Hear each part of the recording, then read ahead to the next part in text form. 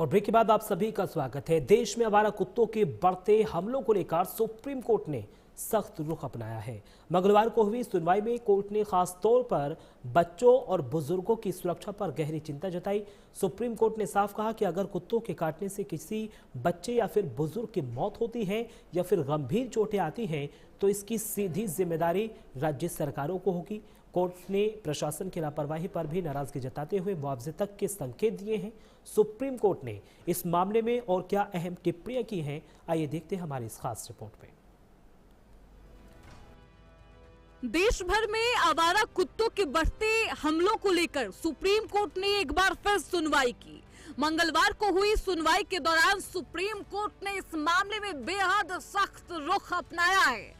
अदालत ने खास तौर पर बच्चों और बुजुर्गों पर हो रहे हमलों को लेकर गहरी चिंता जताई है और साफ शब्दों में कहा कि अगर कुत्तों के काटने से बच्चे या फिर बुजुर्ग की मौत या गंभीर चोट होती है तो उसकी सीधी जिम्मेदारी राज्य सरकारों पर तय की जा सकती है।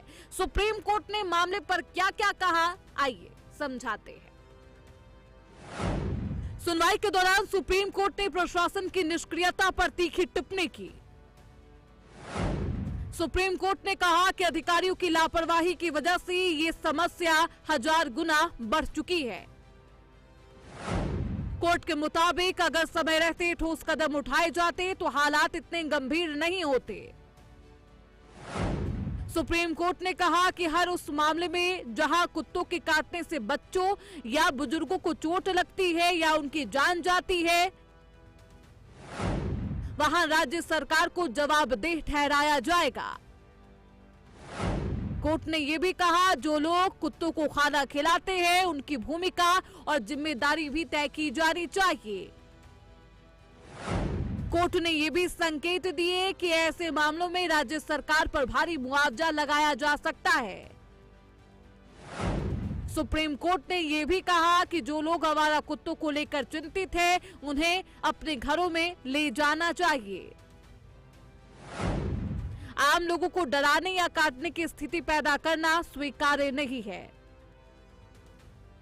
सुप्रीम कोर्ट ने साफ कहा कि ये मामला केवल कुत्ता बनाम इंसानों का नहीं है बल्कि सार्वजनिक सुरक्षा और जिम्मेदारी का है।